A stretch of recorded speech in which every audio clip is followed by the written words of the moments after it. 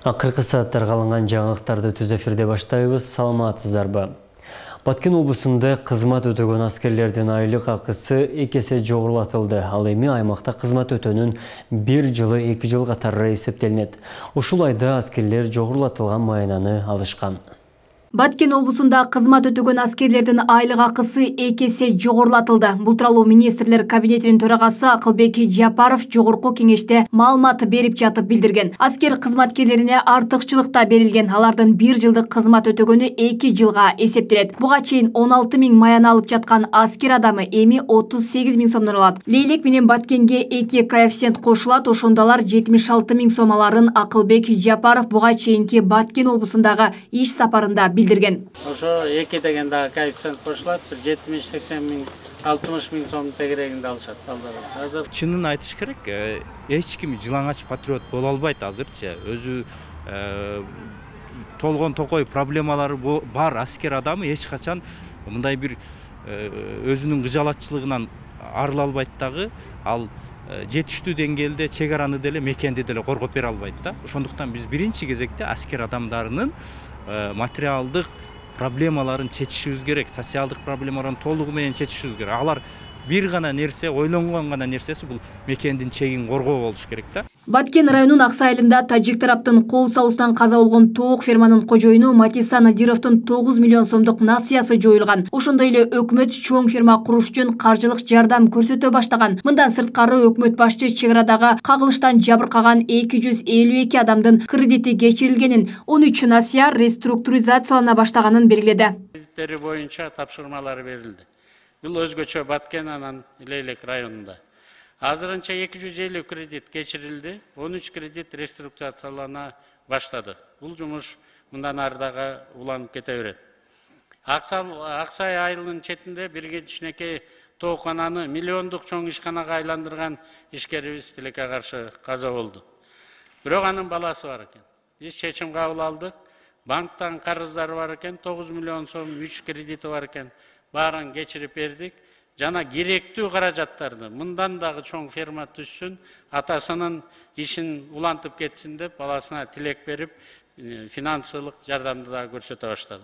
Куралдуу кагылышууда каза болгон аскер эмес 15 адамдын үй бүлөсүнө 1 миллион сомдон берилет. Ал эми жарадарларга алган жаратына жараша компенсация төлөнүп турат. Учурда тийиштүү органдар укуктук ченемдик документтер менен иштеп жатат. Өкмөт башчынын орун басары Бакыт Төрөбаев денесинен оор жаракат алган 7 адамга 200 000 сомдон, жеңил жаракат алган 23 кишиге 100 000 сомдон берилгенин кошумчалады. Каза болгондорго компенсация үчүн бюджет менен өзүнчө берилип жатат. Жана берилет. Каза болгон аскер эмес 15 жаранга 1 миллион сомдон берилет. Жарадарларга да жаракатына жараша компенсациялар төлөнүп турулат. Бул боюнча чечим өкмөттүккө чыкты. Ал эми аскер адамдар боюнча ар бир каза болгон баланын өздүктөрү аныкталып, канчадан алары боюнча суммалары такталды. Укуктук ченемдик документтерге тийиштүү органдар менен иштеп жатабыз.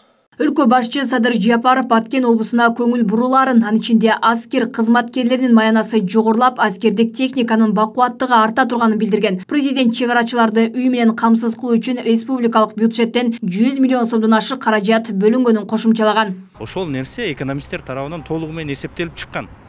Резервтер, кандай запастарыбыз бар, кантип ошол 1 жылга ошо көтөргөндүн эсебинен канча миллиард сом кетет, ошол миллиард сомду биз кайсы булактардан алабыз? Бардыгы эсептелип чыккан. Бул жерде эч кандай проблема болбойт.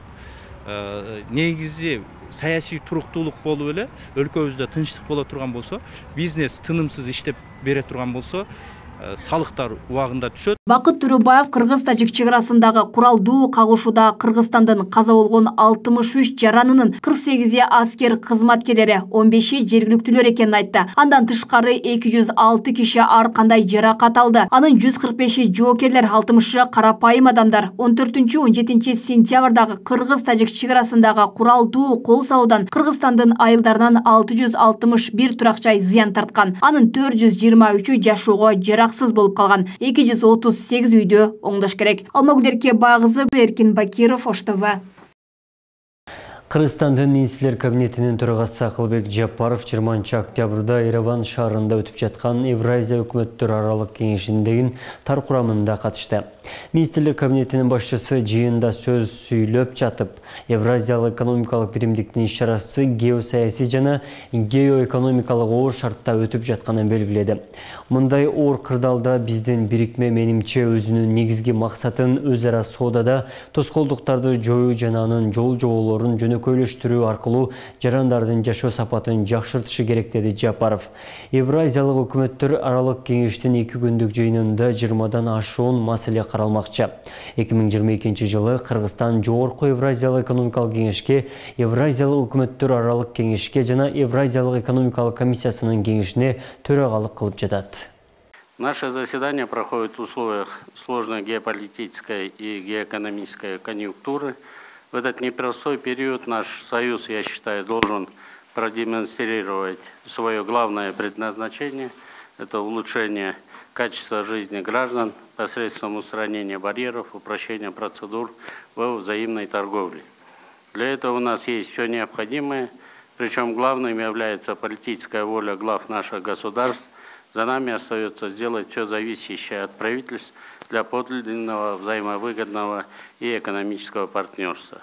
Кыргызстан 2023 жылы учуу коопсуздугунун 8 критикалык элементтери боюнча эл аралык авиация уюмунун толук кандуу аудитинен өтөт. Учурда өлкөнүн авиакомпанияларынын Европа биримдигинин кара тизмесинен чыгаруу үчүн жол картасы түзүлө баштады. Бул тууралуу Жарандык авиация агенттигинин жетекчиси Александр Настаев бүгүн 21 октябрда жогорку кеңештин ишеним фракциясынын жыйынында билдирди.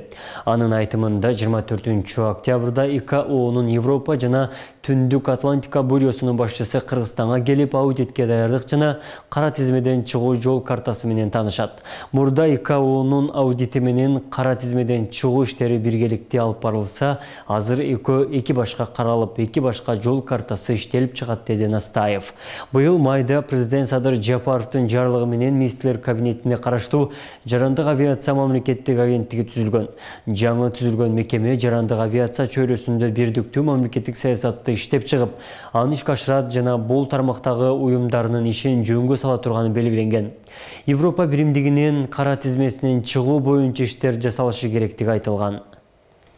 Ички иштер министрлиги айдоочулук көлүк алуу үчүн кайталап экзамен тапшыргандардан акы алууну сунуштады. Министрлик мамлекеттик кызматтардын административдик регламенттерин бекитүү жөнүндө буйруктардын долбоорун коомдук талкууга чыгарды. Тагыраак айтканда, биринчи экзамен бекер андан өтпөй калса, экинчисине кирүү үчүн акча төлөө шарт. Анын тарифи канча болору жазылган эмес. Ички иштер министрлиги сынакты өткөрүү үчүн ар дайым УНА мекемесинен 3 кызматкер тартыларын айтып, буга убакыт кетерин белгиледи. Бирок экзаменге кирүүгө табыштама берген талапкерлер келбей коюшарын жөө келтирүүдө. Мындан улам жарандарды тартипке чакыруу үчүн кайталап экзамен тапшыргандардан акы алууну чечкен. Түркиянын президенти Реджеп Тайып Эрдоган жана Азербайжандын лидери Илхам Алиев 20 октябрда талаштуу Толук Карабах аймагына жакын Зангелан шаарында экинчи эл аралык аэропорту ачышты. Бул Баку Жикчил аймактын 2020 жылы кайтарып алган бөлүгүнө курган экинчи аэропорт болуп калды. Былтыр ушул эле эки президент Физули шаарында да эл аралык аэропорттун ачылышына катышкан.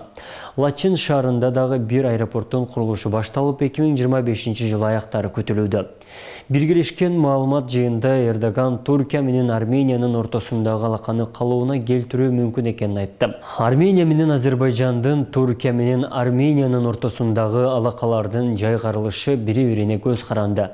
Биз жаңы ачылып жаткан мүмкүнчүлүктү колдонушубуз керек, деди Эрдоган. Армения менен Азербайжан тынчтык келишимин түзүүгө киришкен. Ал эми октябрь айынын башында Эрдоган Чехияда Армениянын өкмөт башчысы Никол Пашинянга жолуккан. Өзбекстандын президенти Шавкат Мирзиёев 20 октябрда кечинде расмий сапары менен Түркмөнстанга барды.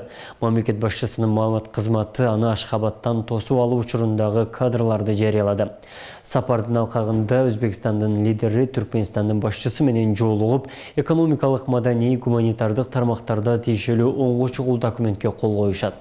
Мындан сырткары Мирзиёев Ашхабад шаарындагы Ташкент паркынын ачылышына жана эки өлкөнүн чек арасындагы соода аймагын ишке киргизүүгө старт берет. Өзбекстан менен Түркмөнстандын ортосундагы мамиле 2016 жылдан тарта активдешкени белгиленди.